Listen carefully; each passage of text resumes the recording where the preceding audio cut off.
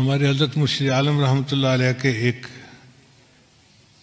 مرید تھے، عالم تھے، مسلم شریف پڑھاتے تھے. انہوں نے زندگی کے کوئی 25 سال مسلم شریف پڑھائی تھی. ایک دن وہ کہنے لگے کہ حضرت میں آپ کو ایک عجیب واقعہ سناؤں. ان کو ضرور سنائیں.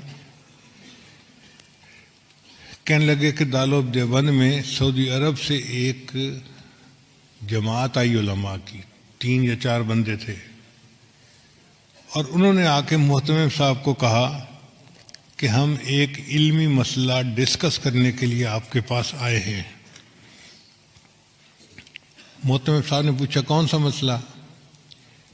وہ کہنے لگے اس لیے کہ ہم سے پہلے سعودی عرب کے اوپر ترکوں کا قبضہ تھا، اور ترکوں نے قبروں کے اوپر بڑے گنبد بنائے ہوئے تھے اور کمرے بنائے ہوئے تھے اور عمارتیں بنائی ہوئی تھیں.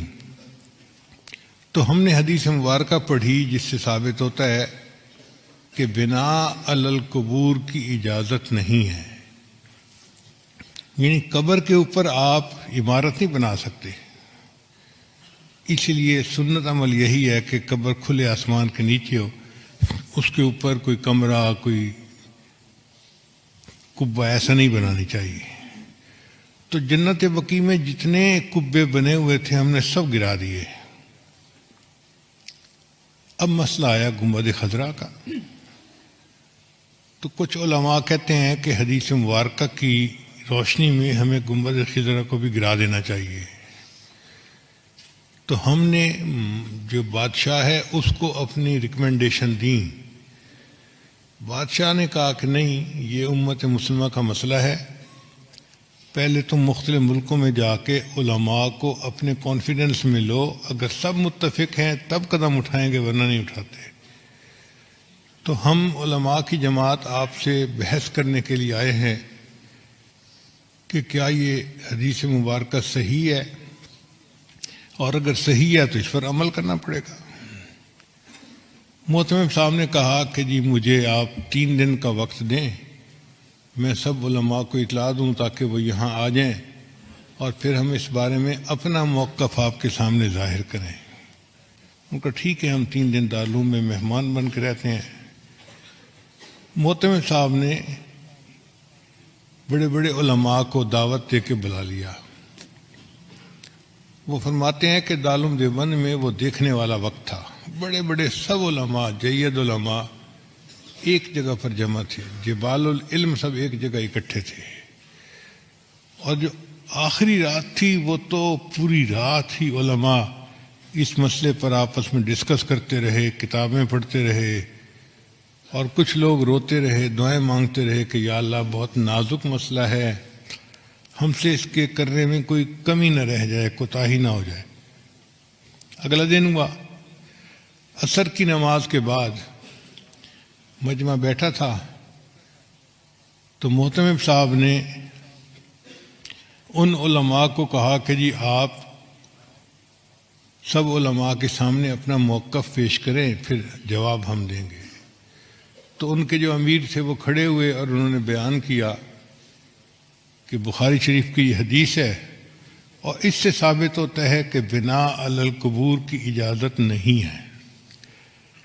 تو ہم نے جنت بقیع کے اندر تو قبروں پر جتنی عمارتیں تھیں سب گرا دیں. اب مسئلہ ہے گنبد خضرا کا.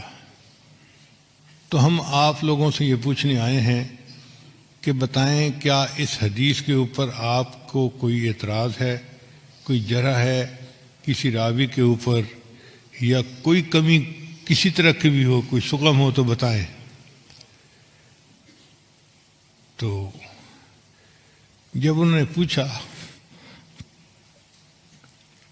تو تھوڑی دیر کے لیے سارا مجمع خاموش. کہیں کہیں سسکیوں کی آواز آتی، علماء کی آنکھوں سے آنسو جاری رہے، اور وہ رو رہے تھے کہ اللہ ہم سے جواب دینے میں کوئی کوتاہی نہ ہو جائے، اور کوئی جرات نہیں کر رہا تھا اس کے جواب دینے کی. اتنے میں حضرت اقدس تھانوی رحمۃ اللہ علیہ کھڑے ہوئے، اور حضرت نے فرمایا کھڑے ہو کر الحمدللہ اللہ نے اس مسئلے میں مجھے شرح صدر عطا فرما دی ہے. تو اس نے پوچھا کہ شرح صدر سے کیا مراد ہے؟ حضرت نے فرمایا کہ شرح صدر یہ کہ یہ حدیث بالکل صحیح ہے، اس کے کسی راوی کے اوپر کوئی اعتراض نہیں ہے، کوئی جرح نہیں ہے، اور ہر لحاظ سے یہ حدیث صحیح بھی ہے سند متصل کے ساتھ، اور صحیح مضبوط ہے مضمون اس کا۔ تو جو ان کے امیر تھے وہ کہنے لگے کہ اس کا مطلب یہ ہوا کہ اگر یہ حدیث صحیح ہے تو پھر تو نص ہو گئی، اس کے اوپر عمل کرنا ہمارے لیے ضروری ہو گیا، تو کیا ہم گنبد خضرا گرا سکتے ہیں؟ تو حضرت تھانوی رحمۃ اللہ نے جواب دیا، یہی تو شرح صدر ہے جو اللہ نے مجھے عطا فرما دیا، حدیث بھی صحیح ہے لیکن آپ گنبد خضرا کو گرا نہیں سکتے۔ اس نے کہا آپ کیسی باتیں کر رہے ہیں؟ جب حدیث صحیح ہے تو پھر اس گنبد خضرا کو گرانے میں رکاوٹ کیا ہے؟ حضرت نے فرمایا اس کی وجہ یہ کہ حدیث پاک کے مطابق بنا علی القبور کی اجازت نہیں ہے، کہ قبر کے اوپر کوئی عمارت، کوئی کمرہ، کوئی جبہ کبہ بنانے کی اجازت نہیں ہے۔ گنبد خضرا کا معاملہ الگ ہے، یہاں عمارت پہلے تھی، یہ حجرہ عائشہ تھا،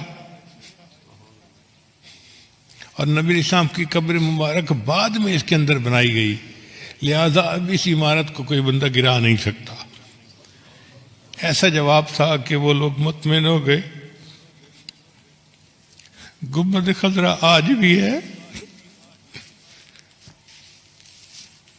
اور اکابر علماء دیوبند کی عشق نبی کی دلیل دے رہا ہے۔ اللہ علم کی گہرائی عطا فرما دیتے ہیں تو بندہ پھر علم کی تہ تک